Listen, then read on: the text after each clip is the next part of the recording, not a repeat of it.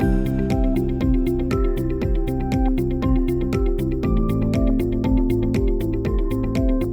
name is Dennis Cafferty. I'm the General Manager at the El Toro Water District, and on behalf of the Board of Directors of the district, I'd like to say thank you for taking a little bit of time to hear me out and explain our budgeting process and ultimately what turns into the rates and charges that all of the customers we serve, and including the residents of Laguna Woods Village, incur for the services that we provide. To be clear, the residents of the village are not typically direct customers of the district.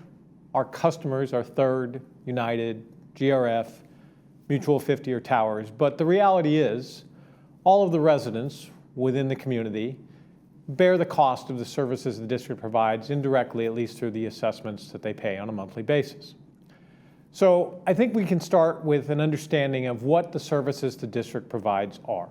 To begin with, I think it's important to understand that the water, the potable or drinking water that we serve to our customers, has to be imported from hundreds of miles away. We simply don't have access to groundwater, which is a far cheaper source of water. So we rely on purchasing water from the Metropolitan Water District, who imports it from the Colorado River, as well as from Northern California. And if you're paying attention to the news, you've seen that both of those sources of water periodically are subject to some challenges. So all of our drinking water comes at a cost, and we have to pass that cost through to our customers. And then ultimately, once that water gets delivered to the district, then it comes time for us to manage distribution of that water through our distribution system. And the individual services that we provide when it comes to managing that distribution system are relatively complex. We have over 170 miles of underground distribution pipelines, 9 different water pump stations, 6 different reservoirs, thousands of other pertinent equipment like fire hydrants and valves and all the things that go into ensuring not only the hydraulic capacity of the system that makes sure that when you turn your taps on, you have water, but also much more critical is ensuring the quality of the water that we serve to our customers. And that is job one. And I get asked all the time about water quality. And my simple answer is, I drink tap water every day. I know what goes into ensuring the quality of that water, and I trust it. So I would hope that everybody else would as well. But it's a complex system, and it comes at a cost. In addition to the water that we serve to our customers, we also handle wastewater. Once we've delivered the water to you, when you're done with it, we take it away. We convey it through another 160 or so miles of pipeline to our what we call water recycling plant, which is both the water treatment or the wastewater treatment plant, as well as the treatment facilities for our recycled water system. That's a complex system as well. Again, similar topographical challenges, hills and valleys within our system. We have 11 different sewer pump stations, and that is another cost driver in terms of power, in terms of equipment maintenance, all of the pipelines that we have to maintain. And then the treatment plant itself is a complex system to treat the wastewater to a point where it can be discharged to the Pacific Ocean, both at least the water portion of it, and then there's a whole separate track of treatment that goes with the solids portion of wastewater treatment. So again, the point being, there is a complex operation that goes into the services that we provide, and that's really what drives cost. It's not just selling water. It's really the services that generate all of that cost. So as we move forward, I want to make sure everybody understands the budgeting process is a relatively elaborate and time-consuming process. We start actually in December to go through a detailed evaluation of all of our costs and ultimately what revenues we're going to need to support those costs. Staff starts, management goes through it in detail. We have 3 different meetings with a budget committee of our board of directors, and then ultimately present the entire budget to a workshop of the entire board. That actually happened back in April, where the board approved the budget, but the budget ultimately translates into rates. And so we actually hire a financial consultant to perform what's called a cost of service rate study. And the important part of those words, cost of service, we are a public agency. We don't make a profit. We are legally obligated to ensure that the rates and charges associated with our services reflect our costs to provide those services. And that cost of service study is what does that. It's what allocates the rates and the revenues associated with it to the individual services that we provide. Following that study, we then have what's called a Proposition 218 notice. That is a notice that is required by the California Constitution to go to all of our customers, indicating what's happening, an indication of the rate increase that's coming. So we had to mail that out. It went out in late April. Because Laguna Woods Village residents are not direct customers, it didn't go to them in the mail, but we actually sent out, I believe, an email through the e-blast system to let everybody know it's there. It's on our website, and anybody who's interested can take a look at it. Ultimately, as I said, the budget's already been adopted, but the rate increase has not. The rate increase will be subject to consideration by the district's board of directors at a public hearing that's scheduled for June 11th. So we are in the process of entertaining any comments that come back from that 218 notice, and ultimately we'll have the board consider that rate increase at that meeting. So one of the things that we have to spend a lot of time looking at as we are budgeting is ensuring that we have adequate revenue to support those services. So we start with the operations and maintenance budget, all of the things that go in, it's things like power and labor cost, the cost to buy the water, the cost to maintain equipment. All of that stuff has to be funded appropriately by the revenues we collect through those rates. One of our biggest challenges, and every agency around us, is the need to continue to invest in the infrastructure. One of the issues that we deal with, the El Toro Water District was founded in 1960. So the district's actually going to be turning 66 years old this September, meaning a lot of the equipment, a lot of the facilities, a lot of that infrastructure is significantly aging. And so we have a combination of having to deal with aging infrastructure in a time where construction and equipment costs have increased significantly. All of that has to be funded through our rates. We also have debt service that we have to fund that comes from a kind of structured approach to try and smooth out costs by borrowing money when appropriate and when we could get good interest rates rather than having to fund especially very large costs all up front. And then we have to maintain an appropriate level of reserves. We try to make sure we're not carrying too much cash, but we can't run on the razor's edge, and we have to ensure the financial stability of the district. So looking at this particular graphic really tells a tale of where all the money we have to collect goes. When we talk about the cost to provide that service, in the 26-27 fiscal year, meaning starting in July of 2026 and going through June of 2027, we've got about $49 million worth of cost. Interestingly, if you look at the big ticket items, the cost to purchase water, labor cost, infrastructure investment, debt service, power, and then our external contracts for effluent disposal and solids handling, just those items add up to about 87% of our total cost. So there are, and a lot of that is really not within our control. The purchase water cost, we buy water from Metropolitan Water District. When they raise their rates, we have no choice really but to pass that through to our customers to accumulate the revenue necessary to actually purchase the water that we sell. So we go to great lengths to try and ensure that we manage those costs, that we are as efficient as possible. But as I said, these are complex systems that take a lot to continue to maintain to ultimately ensure the reliability of the services that we provide to our customers.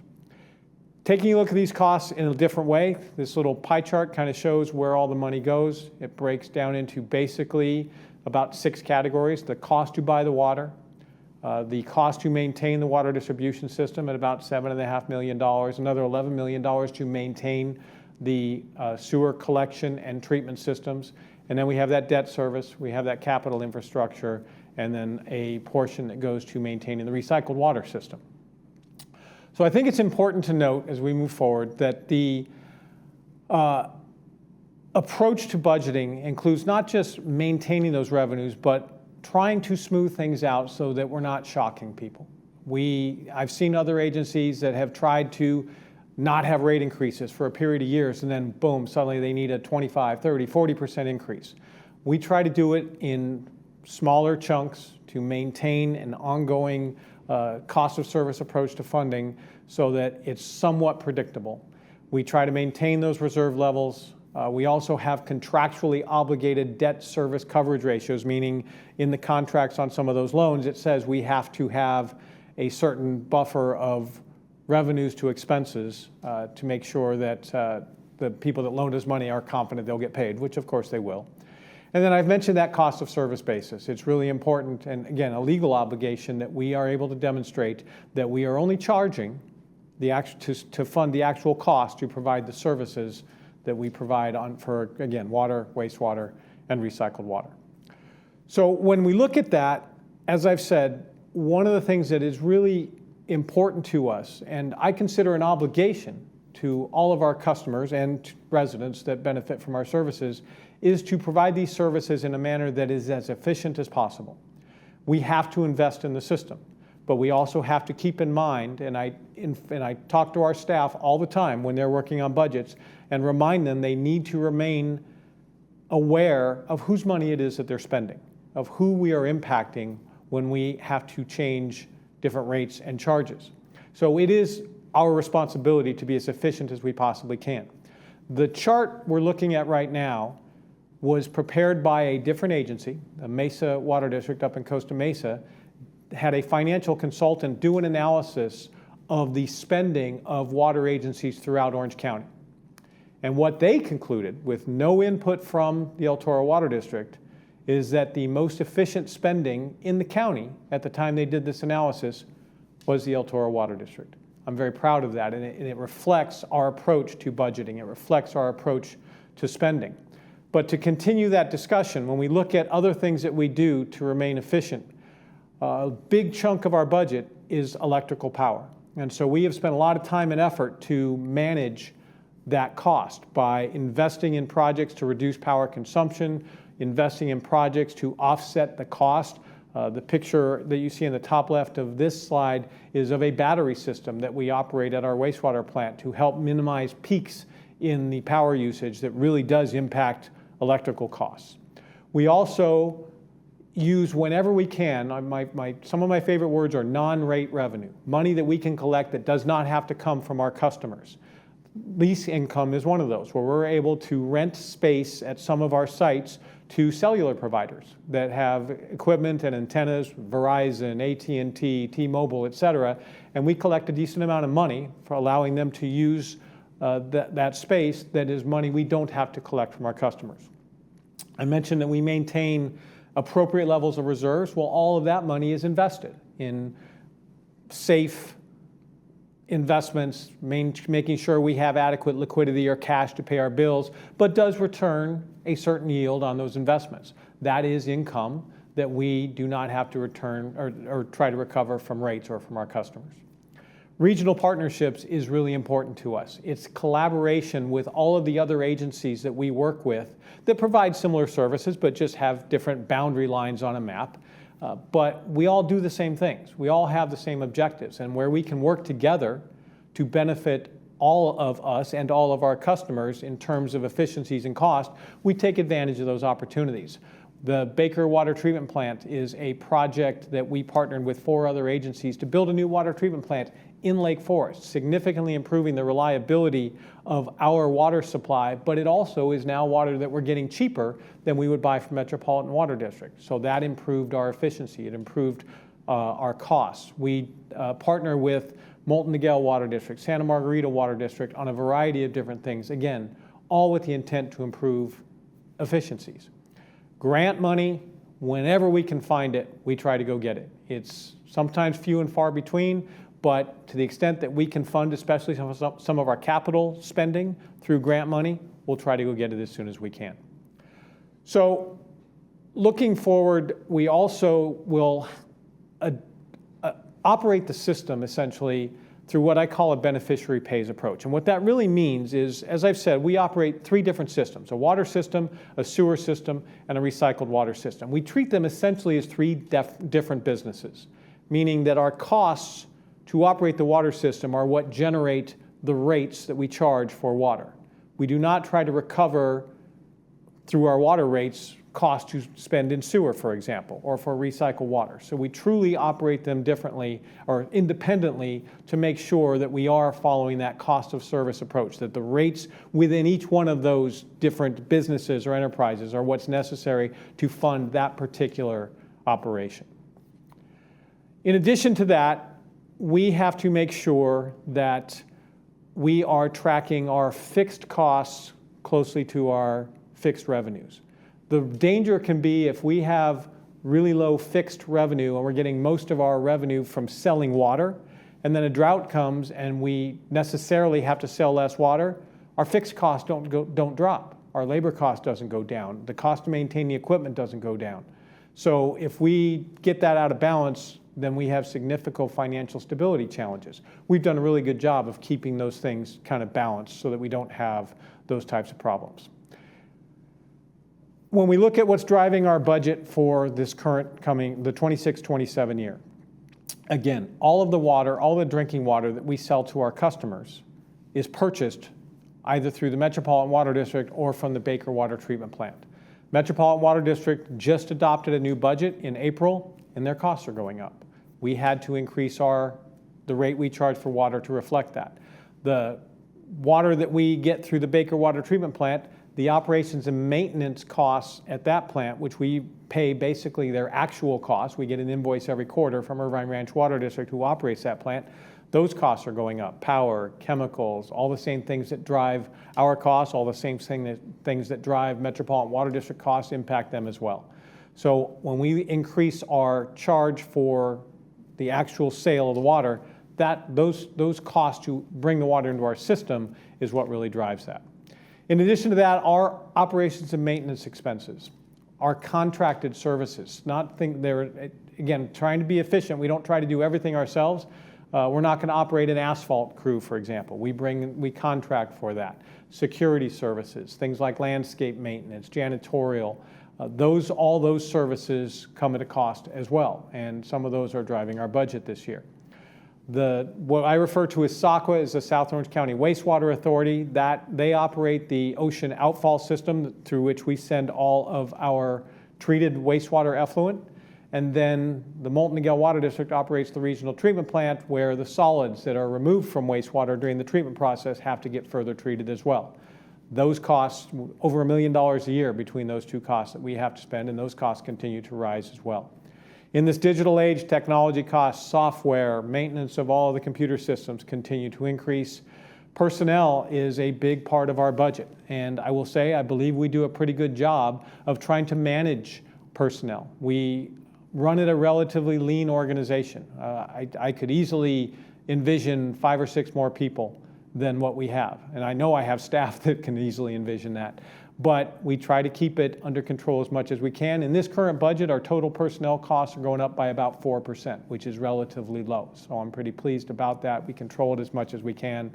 And then insurance costs, liability, property insurance, cybersecurity insurance, all those things that we partner with an entity called the Joint Powers Insurance Authority. So it's kind of a pooled program as opposed to buying from a commercial insurance broker. So it's a cost-effective approach to it, but those costs continue to go up as the exposures continue to increase. I've mentioned capital. The pictures on this particular slide show catastrophic failures of some different components within our system. That's what we try to avoid, trying to invest in the system so we don't get to those failures. It's typically cheaper to fix something before it breaks than after it breaks. But we also want to make sure that we're not investing in rehabilitating a facility that could have gone another 10 years. So trying to find that balance is really important to maximizing efficiency in those capital investments. When we talk about our overall budget for the 26-27 year, without getting too much into the weeds and the numbers, the only things I'll point out, purchased water has gone up. Our contracted services are a pretty significant increase this year due to a combination of some services we need this year that we haven't needed in the past, some things that we budgeted more appropriately, so that's driving some of that. And then one of the things that also is impacting us is those technology services. So overall, our total costs in the O&M expense, and again, this doesn't count the capital investments, but just on the O&M side, it's going up by a little over 5%. So when we look at our total revenue requirement then, that is going up by a little bit more, and there's a couple of reasons for that. Again, the revenue on the commodity side is to support the purchased water, bringing that water into the system. But some of the bigger things that impact the total is the capital spending, and again, the combination of the system getting older and capital construction costs have significantly increased post-COVID, have required that we significantly increase the amount of revenue we're collecting to support that capital program. In addition, that investment income that I love so much because it's money we don't have to collect for our customers, we're seeing that decline as we expect interest rates to drop, as well as we're spending some of the reserves that are on some of the capital projects where we're implementing those projects means we can't count on as much of that money. And when that goes down, that's more we have to recover from rates. So that's why we see a bit of a discrepancy between the money we have to collect and just that pure O&M expense. In fact, if we take out the property tax, investment income, and other revenues, you can see that when we look at just our rates, it becomes about 10%. But when you look at that same number without capital and then take out the recycled and just focus on the water and sewer costs, now you're down to about 6%, which is closer to that O&M expense increase that we just talked about. So as we go forward from there and talk more about capital, one of the big challenges we have is we have about $1 billion worth of infrastructure when you consider the actual replacement cost of that infrastructure. And so when we look at some of the targets that we have when we budget for capital, if you think just about the concept of depreciation, if you were to assume that all of our assets lasted for 100 years, the math would say we should be spending $10 million a year to replace the depreciated assets.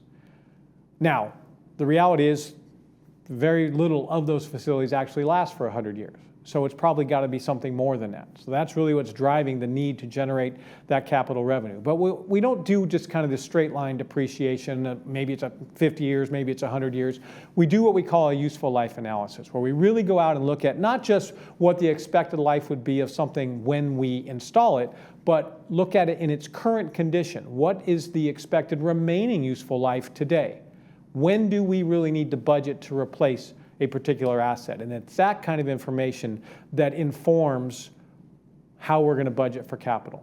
We've done a master plan that really looks at the hydraulics of the water system, of the sewer system, so we can identify if there's any pipeline projects that might be necessary in order to maintain adequate service to our customers.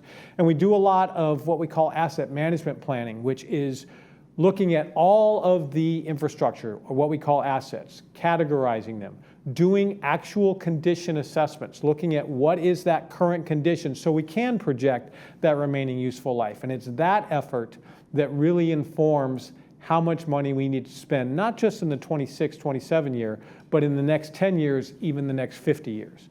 And then we have to consider some of the what-if scenarios, those emergencies. All right, we have a pipeline that maybe it looks like it's in good condition, but if it fails, it's going to turn into some kind of catastrophe, especially what we call sewer force mains. All of the sewer pump stations, those 11 different sewer pump stations, the pipeline that we pump that wastewater through in order to get it to kind of a high point where it then goes into the gravity part of our sewer system, those are pressurized pipelines we call force mains. If one of those fails, we're immediately discharging wastewater onto the street, and that cannot happen. So we've really focused on planning on how we make sure that those assets are kept in good working order for the long term. So when we talk about our capital program, it's investing in the infrastructure. We also have to fund our debt service. We pay about $4 million every year just in paying on the loans that we've taken out for things like the recycled water system. Some of the bigger projects we've done over the last couple of years, we replaced the cover on our 275 million gallon reservoir. That was a $26 million project. We have partners, so our share was about $11 or $12 million, but we funded that through a bond issuance so that we didn't have to pay that all in one year. That, of course, comes with the need to service that debt. The Baker Water Treatment Plant, as fantastic a reliability project as it's been, and considering that the water we're getting is now less expensive than Metropolitan Water District, but we had to borrow money to fund the investment in that project. So that goes through our capital funding. We also have to maintain a relatively small amount of capital construction reserves in order to continue to fund projects, especially as things happen that might not be anticipated. We are looking at some very big investments somewhere down the road, especially some of the underground pipelines. So we're going to start to establish some reserves so we're not surprised by those. And then we also are going to have to fund those annual projects, the capital improvement plan, CIP, capital improvement plan projects that we have to budget for each successive year. So when we look at the capital spending for this coming year, it's about $12.5 million. A big chunk of that is at our water recycling plant, over $8.5 million. Again, the plant started to be constructed in the 60s. We have significant portions that we've done a really good job of extending their useful life and maximizing the benefit of the original construction of those facilities, but it's time. We have some significant investments in the sewer collection system. That's some of those, especially sewer force mains we're talking about. And when it comes down to it, all of it, this year, we're budgeting to spend about $12.5 million just to invest in the infrastructure that ensures the reliability of the services that we provide to our customers. So looking forward to the projects that make up that $12.5 million, just to highlight a few. At our water recycling plant, we have what we call a clarifier number 1 rehabilitation. That was the original treatment plant that was built in the early 60s. That combined with the coarse screen rehabilitation, those are basically one project. That project's underway, but it's a construction contract at over $10 million. In addition to that, we have some sewer facilities, one that we call the effluent transmission main. That is the pipeline that takes all of the treated effluent from our plant, which is right now somewhere between 1 and 3.5 million gallons a day, depending on how much of the effluent we're recycling. But if we send everything to the ocean, it could be as much as 3.5 million gallons a day. The pipeline that it goes through is called the effluent transmission main. That conveys it all down to the Aliso Creek Ocean outfall going out into the Pacific Ocean. The effluent transmission main is unfortunately made of a material called techite pipe. Without getting into the engineering details, sounded like a great idea several decades ago. It has not held up very well. Industry-wide, everybody's recognized that material is subject to failure. In fact, this particular pipeline has already failed on several occasions. We have to replace it. The picture you see on the screen, I made I'll call it a joke, but the comment that the failure that this picture exhibits happened simply because we looked at it funny. And I'm not really exaggerating. We were working on a project, we exposed the pipe, we didn't touch it, we just exposed it, and it failed. That's the condition this pipe is in. It has to be replaced. But all told, it's about $9 million. We are 50-50 partners with our Rhine Ranch Water District in this pipeline, so that's a pretty good chunk of money that we're going to have to spend. The West Line force main is another. When we looked at those sewer force mains we're so concerned about, it's another pipeline that is made of techite. We are going to have to replace it to ensure that it does not fail. Again, trying to avoid having sewer spills. We do a really good job of keeping wastewater where it belongs, in the pipelines and at the plant, and we want to make sure we keep it that way. The Molten Miguel Water District Regional Treatment Plant, we own capacity at that plant where we send all the solids that are removed from the wastewater for further handling and treatment. Over the next, just this year alone, it's I think about $500,000, and that number is going to continue to increase. So in addition to some of those big projects, we also have a number of projects over the future, what we call our 10-year plan. The Molten Miguel Regional Treatment Plant, over the next 10 years, it's getting close to $10 million. We have a whole lot more work we're going to need to do at our recycling plant. We have a sewer pump station we call the Aliso Creek Pump Station that's right along Aliso Creek and Avenida Sevilla, that is really old, really tired. It's time to rebuild it. That's about a $8 or $9 million project that we're going to be investing in over the next few years. So there's a lot of work that we need to do that's going to drive the future capital spending.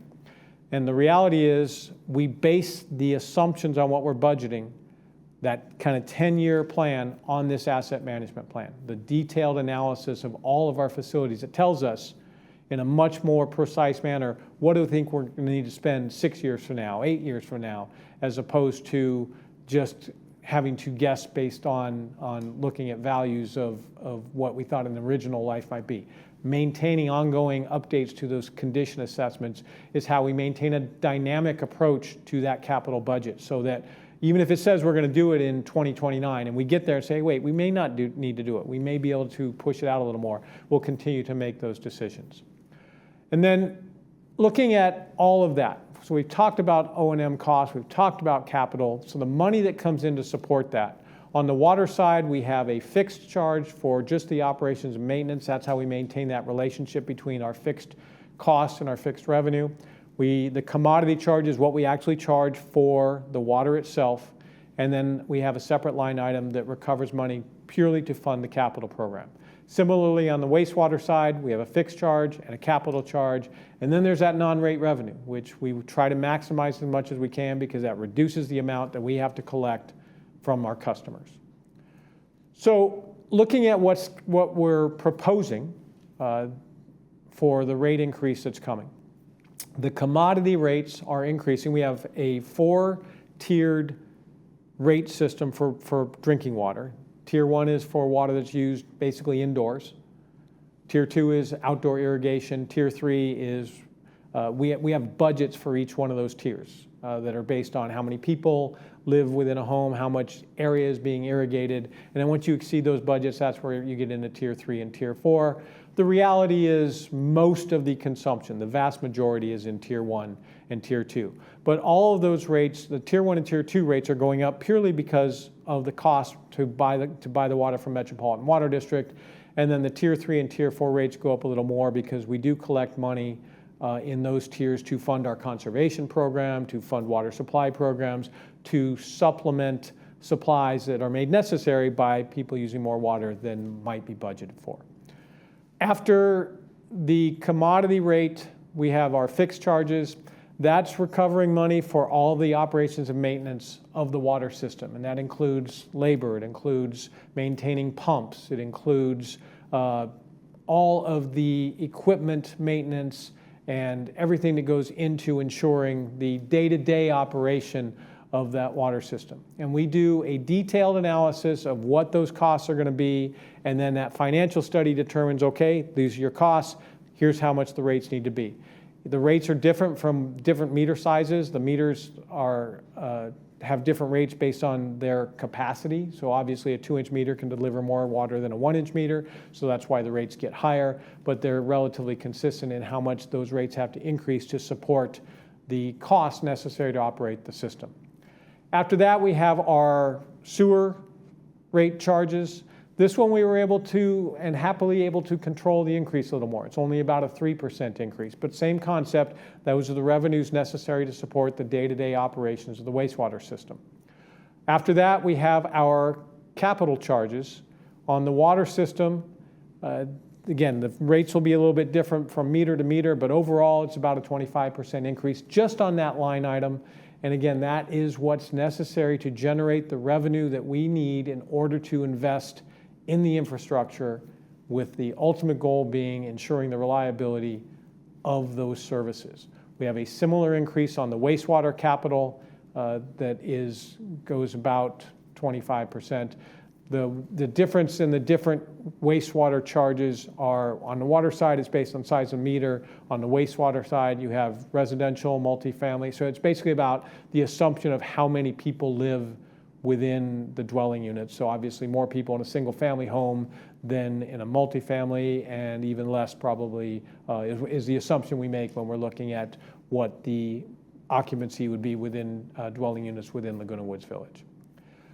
So when we look at what that all means, when you sum it all together, we did an analysis of total cost within Laguna Woods Village, looking at the services that were actually used, how much water was bought, what sewer, how much recycled water, et cetera. All that got added up for the 25-26 year, at the 25-26 rates, and then assuming the exact same amount of water, the exact same number of meters, we applied the new 26-27 rates to see what the difference was. And for the entire community, it's about 9.5%, a little less than what it would be for outside the community. It varies between Third, United, GRF, and Towers or Mutual 50, largely based on what services each is using. So for example, there's a lot more meters in Third than there are in United. GRF uses a lot of water for the golf course, for example. That water goes through a single meter. So depending on how many meters, depending on how much water, how much is the sewer versus the water, because all of those rates change differently, drives how much the impact might be within each one of those. But all told, it's about 9.5%. And when you break that down, if you look at the cost to an individual dwelling unit within Third, it's about $8 a month. In United, about $6 a month.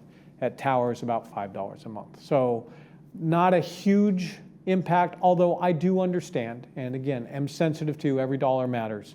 So that's why I've said we try to pay real close attention to be as efficient as we can. When we look at how much that translates to in a single family residence, it's about 10% or about $14 a month, assuming that they're using 12, when I say billing units of water, we charge in increments of 100 cubic feet, which is equivalent to about 750 gallons. So when a single family residence uses 10 units in tier 1, 2 units in tier 2, that's the basis for the comparison, at least from the 25-26 rates to the 26-27 rates. So it's a little over 10% on the single family residences. So with that said, the other thing that we, again, in an effort to stay efficient, we consistently evaluate where we're at, where our rates are at relative to where other water agencies or municipalities that provide similar services are within the county. And when we look at that, we're in pretty good shape. This chart kind of shows, in that second blue bar is our 26-27 rates. It puts us right about the middle. But I think it's important to note, if you look at the 3 green bars to our left, those are 3 other agencies, we're very close to them. They're almost the same. So we are not just in the middle, but close to being in the bottom third when you look at total cost to our customers, something that, again, reflects that dedication to try and being as efficient as we can. But the other way to look at it is when we talk about how much water costs. If we look at this graphic that compares the cost of water on a per gallon basis to other things that we might see. To put it in perspective, this is based on looking at a large retailer's website and looking at their costs. So soda pop at the equivalent of about $5.63 a gallon. Buying bottled water, a little over $1 a gallon. Gasoline in this day and age, over $6 a gallon. A gallon of milk at about $3.50. Yet El Toro Water District sells water for 1 penny a gallon. And that includes the fixed costs. If we look at just the actual volumetric portion, it's half a penny a gallon. I would argue it's a pretty good deal. So with that said, looking forward to where we go from here, again, at the June 11th public hearing, the district's board will consider the rates that are proposed for the 26-27 year. But that notice that we send out about the rate increase, the Proposition 218 notice, which if you're interested, you can see on our website. Go to etwd.com, under the governance tab, there'll be an item for 218 notices, and you can look at the current notice. It not only defines the rates for the 26-27 year, starting in July, but also defines what the rates will be for the next 4 years. We've projected it out that far. What that means is, in the next year, if we make no changes to what we've projected, we can adopt those rates without having to send out a new 218 notice. We still have to notify all our customers of a rate increase. We just don't have to do it through the 218 notice and that same process. But that sets a ceiling. We can't make rates any higher than that, but the board is not adopting rates past the 26-27 year at this point. They will independently, we will do another budget next year for the 27-28 year.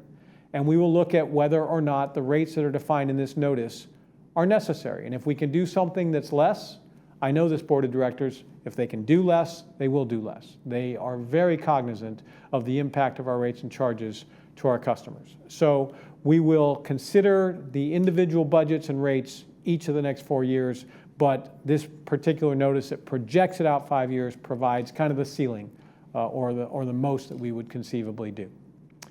So with that, we look at where we are and where we go from here. Again, the board approved the budget in April. That Proposition 218 notice was mailed out at the end of April.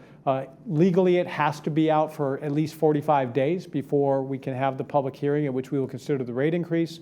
So that public hearing will happen on June 11th, at which point the board will consider whether or not to raise the rates as defined in the 218 notice.